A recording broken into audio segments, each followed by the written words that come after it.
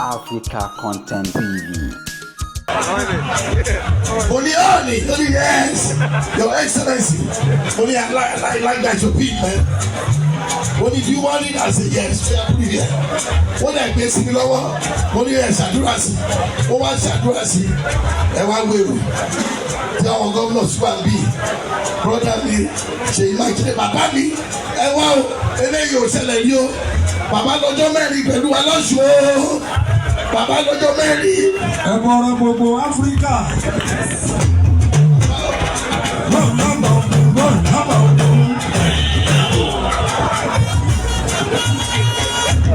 Ademola Oya, ẹ̀wò Ọbásanjọ́, ẹ̀wò Ọlọ́mọ̀fún, ẹ̀wò.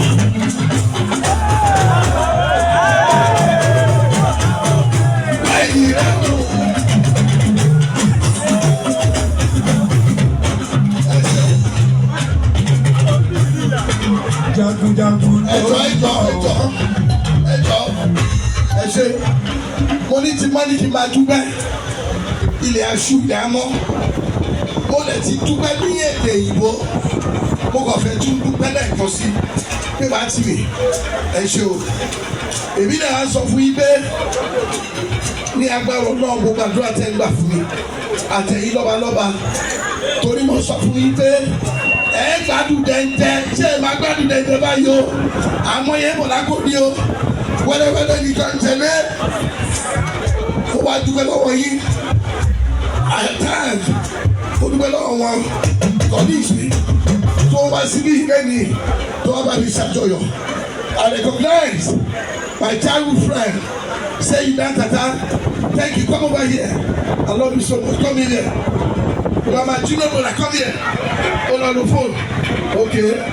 Thank you so much, for coming. And me, I got all along. I'm only me who only one hope. We're going to make myself for you. Anybody that dream. That dream is coming to me already. Come on. It's coming to me. To my car here. Oya, ti rí nǹkankan.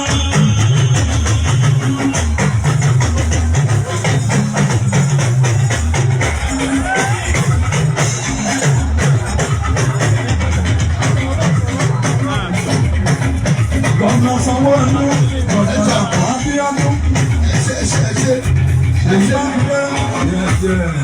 So, gbogbo ìtẹ́ wá sí lẹ́yìn.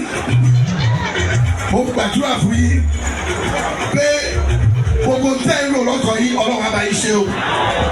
Mi ò gbá mi yẹn dáadáa. Ọlọ́run á bá yín ṣe.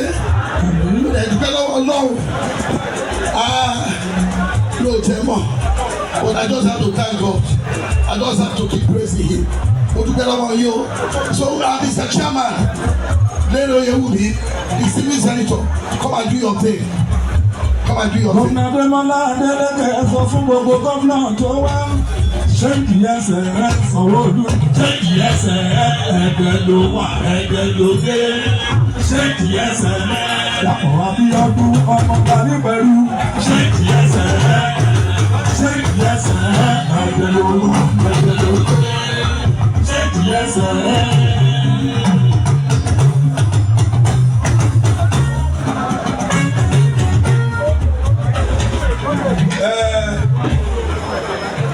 Mo kí gbogbo apátápátá kú àtàrọ̀ ẹni pé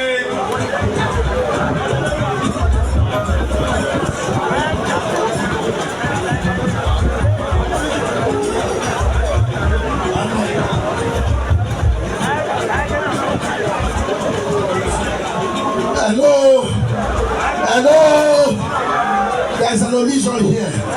I recognize the chief judges of our state. Mo kí yín o, ẹ káàbọ̀ sórí ètò yìí o, my dear sister. Mo kí gbogbo adájọ́ náà o, ẹ máa dájọ́ dáadáa o. Mo kí yín o, mo kí rábẹ̀ mi ò kí yín o. Mo kí yín ní ìsìn o, ẹ ṣé o. My sister Akẹ́kẹ̀ẹ́ Òjó.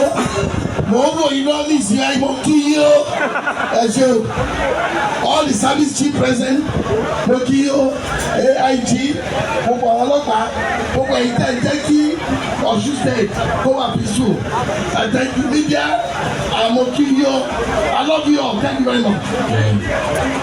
Governor Sanwo-Olu. Mr. Chairman, hello, Mr. Chairman, before you continue, I just want to announce that former Governor Rauf Aregbesola is represented here by Engineer Nuruddin Adiago. Please put your hands together for Nuruddin Adiago. It's now Mr. Chair. Thank you very much, Mr. Chairman. Nuruddin Adiago, káàbọ̀.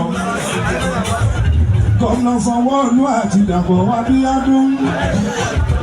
Oya Abíọ́dún, ẹ̀yin àgbà. Ẹ̀yin àgbà tẹ́ bá rí pé àṣẹ yìí. Ẹ gbọ́dọ̀ tọ̀ wá síbi tó ṣòro. Ọmọ yìí la jẹ́ ẹ̀kọ́ òde. Thank you, Alhaji. Alhaji, thank you. Thank you, Alhaji. Thank you so much. Engineer Lasu Yusuf, you're welcome. Thank you very much for joining us, Engineer Lasu Yusuf. Chairman, okay. Thank you. Okay, ẹ̀yin bàbá wa látàárọ̀ kò ní rẹ̀ sà. Mo kí gbogbo orí adé o. Ẹni pé kí ní ìfẹ́ kì í ṣe pé fáànù mọ fẹ́ èrò lópọ̀. Ẹ bá ní faramọ́ ooru díẹ̀ sí. Abẹ́ bó sí ojú àgbàmì tó bẹ́ẹ̀ kányìn ṣùgbọ́n tó ti pàtàkì. Ìfilọ́lẹ̀ owó fún ààfin tó gbẹgẹdẹ tó bẹ̀rẹ̀ tó kà fún bàbá wa kábíyèsí tìmítìmí. Àkọ́kọ́ pé tó jẹ́ alága ètò yìí.